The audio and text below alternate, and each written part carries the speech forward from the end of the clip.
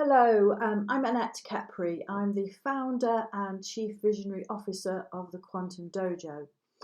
And you are most likely a mission driven entrepreneur, and you may or you may not know it. So, I want to walk you through some of those things of the kind of people we help and the kind of issues and challenges they're facing.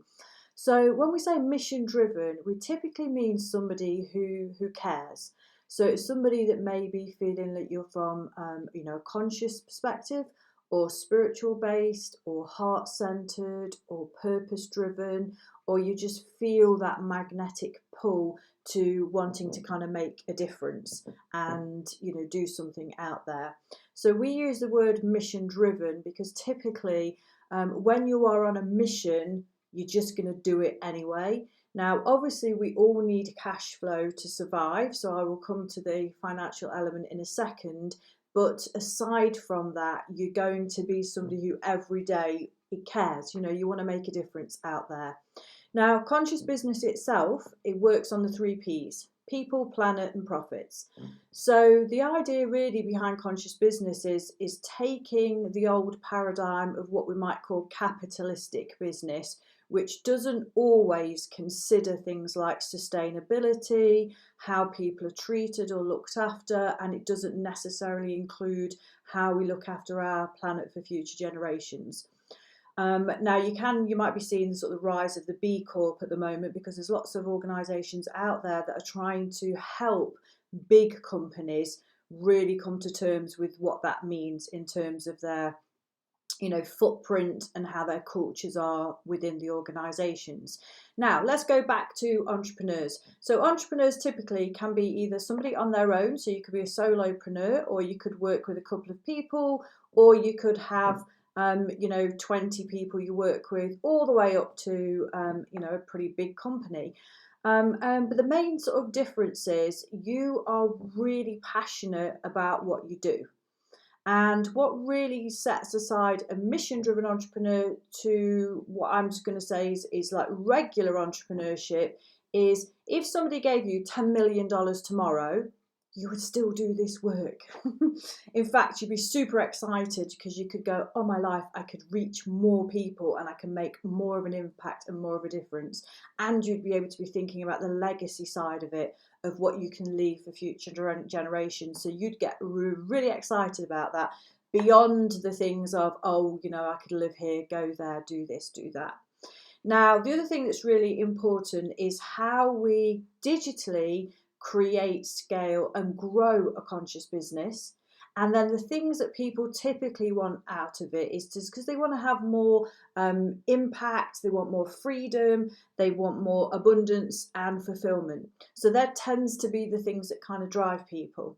Now, for most people that we work with, and I think this really can be said a lot for passionate, very heart-centered entrepreneurs, is we tend to find it fall into 3 different categories of things that you might be stuck on. And one of these might sound like you. And it is very, very common actually to be more than one of. So you might find yourself saying, well, yeah, I have a bit of this and a bit of that and a bit of the other. And that would be really, really quite normal for the people that we work with. Although mission-driven entrepreneurs are not really normal, I want to kind of say that. We are kind of like a real niche. We are something a little bit different to the way other people's minds are wired. So some of those issues could be, let's take the digital landscape. So it could be that you sat there saying, well, how do I get my work out there? How do I reach the right audience? How do I put a message together? Maybe you're thinking about creating something like an online program or a group coaching program or a retreat or a book or a podcast or something, and maybe you're not quite sure how to go about it. Or maybe you've already got a few things up and running, but you just don't feel like you're having the impact that you'd really want on there, and you're probably being swamped with lots of different courses and programs and following this and probably following that, and you're kind of running around in a bit of a tailspin there. So that's kind of one section. The second section would be more what we'd call the strategic side. So it could be something like you sat there and go, okay, well, I've got my business to this level. How do I get it up to the next level? Or it could be that you feel like you are really working hard, putting lots of hours in, and you feel like you're serving people, but then you feel like each week is kind of a round around the circles, and you're not really feeling that you're getting that exponential growth and impact on the messaging that you really want. Strategic things could also look at, what does a conscious business look like? What is that blueprint? What is that roadmap? What is it, the steps I'm supposed to be doing every day and every week in order to obviously make sure that business is thriving and doing really well, and also how can I grow it so that I can maybe add more team members on, or I can have a bit more of a global reach. So there's many different things that kind of come under that sort of strategic arm. Now, the one that kind of often gets missed, the third category, can be things like, where in my thinking or being am I holding myself back? Where I've had life experiences that might have been difficult or traumatic, or that might have affected me and impacted me in some way that I either am aware of or that I'm not aware of. And how does that look, and how does that manifest itself inside my mission? Because the thing is, you're the one leading the mission, and that's right, because the thing is, you've been given that mission because you're the one that can do it. However, most of us know the phrase that we can all be our own worst enemy. And sometimes that is the problem. And I find this all the time with mission-driven entrepreneurs. They are so passionate and they care so much, and we have a lot of tears and a lot of happiness and a lot of joy along the way. But invariably there can be that little thing inside that's like, might be that little voice that's saying, do I know enough? Am I expert enough? Oh, I was told back then that this wasn't possible. I had a bad childhood experience and it's really affected my self-esteem, my confidence. So there could be anything going off in that category. And as I say, it's quite likely you could have little things in each. We describe that inside the dojo, our dojo tree. And it's a really easy analogy. So we look at the roots as being all about you and your inner world. So this is all about you. We look at the trunk as being, this is what it is that we are creating or wanting to create. So this is more the nuts and bolts of it. This is your blueprints, your roadmaps, your planning. This is where you start to get some clarity and certainty. And those things are very, very important, because it's really quite nigh on impossible to grow something if you don't have that level of clarity and certainty over what you're doing, and then have the daily systems and procedures in place to execute upon them. And then the next bit we kind of call the branches is where what we call like our digital agency, that's where things come to life. So that's where, you have logos and branding, you have your social media content, you have things out there that you might be doing like books or podcasts or talks. It might be the way that we design and build curriculum. It might be the way your website is, or your members area, or absolutely anything that you want to create and physically have in front of people. And physically can be two things. It can be physically digitally, so we can go and see it online, or it can be physically product that we can buy it, like a book, something like that. And then right at the top of the tree, we call that the fruits. So that's kind of what you're doing it for. That's the part where you're wanting to give back. You're wanting to make a difference. You're wanting to create an impact in the world. You want to leave a legacy. And at the same time, you want to obviously have a good lifestyle. You want to be happy. You want to be healthy. And we're going to add the wealthy thing on as well, because the thing is, conscious business doesn't mean, I'm doing something spiritual, so therefore I can't charge for it, or therefore I need to be poor. Absolutely not. If you think about causes and charities and fundraising, they go after as much money as they possibly can because they want to create the biggest impact they can. And it's the same for a conscious business. So we say we partner with people so that we can help them create, scale and build those 6-figure and beyond conscious businesses, because that's where the wealth aspect comes into it, because it's really synonymous with how well you're going to do.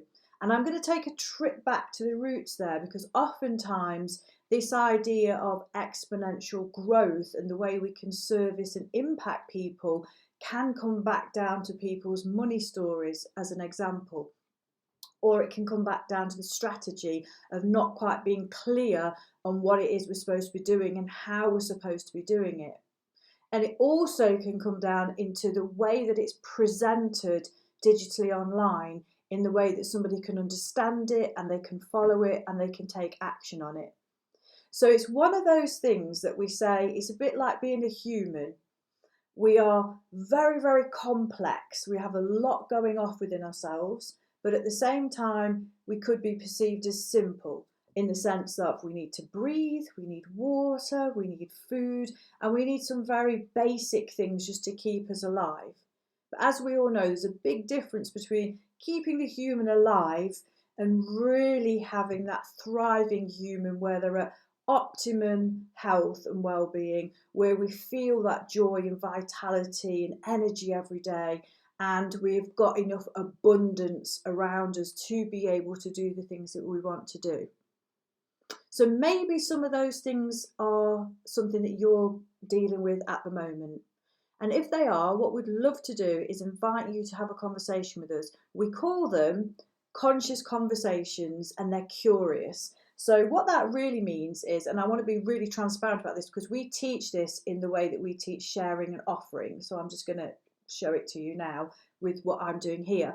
And a conscious conversation is simply that. It's not a sales call. It's not a discovery call to discover if we can try and sell you something. It's an exploration call. It's to find out where you're at the moment, what your background is, where you want to go to. Then we will give you some tips and things that you can do straight away.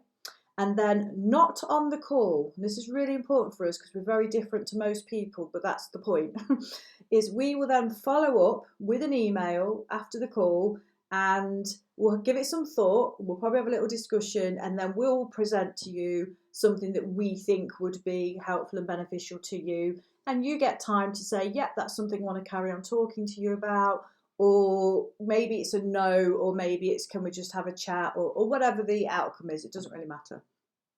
But I want to make that really clear, because there's a difference between the way a conscious business shares and offers, and people call that marketing and selling, but we call that frequency and vibration. Because what you want to do as a conscious business is you want to operate at a certain vibration and frequency, and you want to send everything out along that. People that feel connected to that and resonate with it will just be happy to come and speak to you. And as I say, whatever happens, happens. We don't have any attachment to that, because there's a difference between selling, where salespeople are on a quota and they need to rack up so many calls and so many sales. And you can often feel that pressure and anxiety when you start to speak to somebody. I know I have before, maybe you've been through that experience. And you can often tell with this sort of quite intenseness of the way that you're dealt with. And I really want to kind of really touch on that in this message, because when we look at a conscious business and how we help people and we partner with them for a mission-driven business, it's about really helping you take that mission and how you can really grow and scale it that's right for you. And what's right for you is not right for the person next to you. So we do that very bespokely. And we have different layers and different offers and things, and that's why we don't tend to offer them straight over the phone, because what we want to do is have a think about it and go, okay, this is a good idea for you. This is what we think would be best. And then, as I say, if you want to carry on the conversation, you can. If you want to come back to us at any point, you can. But I hope that sort of gives you a little bit of insight there. And the key thing is, really, when you're on a mission, the key thing to think about, and this is one thing I always come back to on a mission, make sure the mission is bigger than you. If you become more than the mission, you will get in the way of the mission. So part of the work in the dojo for all of us is to say, okay, so this is my mission, this is the work that I'm doing, this is what I love to do, and where I really want to help and impact more. What is it that I could do that's going to help me actualize that mission in a bolder, grander way? What is it that I'm not doing quite right now? What is it that I'm not thinking? And that's why we have a whole team of people. It's not just about one person. We don't follow any kind of guru method in here. We have a really, the three areas that I mentioned, well, we have three departments. So they are the roots, the trunk, and the branches. And we have different people operating in there to make sure that you have the very best. And because we take great pride and privilege in missions. When we get to work with somebody, your mission becomes our mission. And missions for all of us are like our children. They're like our babies. We're really, really protective over them, and we really, really want to see the very best for it. So that's why it's a really organic process in the way that we talk and develop these things over a bit of time. So I'd love to leave you with that today. And if you have any questions or you'd like to book in a call with us, please see the link below and just drop in. You can either ask us a question first, you can chat to us in the DMs, or you can go ahead and book a call, whichever feels the most comfortable for you. And then we usually have a little bit of a question so we can find out a little bit about you. And then we'll see the best way how we can help you move forward on your mission. So if you have an idea and you really want to bring your conscious business to 6 figures and beyond, then that's what we're here to do. So we really look forward to meeting you, hearing all about your mission, and seeing how we can help that grow and go further, faster and farther as quick as possible. We look forward to meeting you soon. Take care. Bye bye.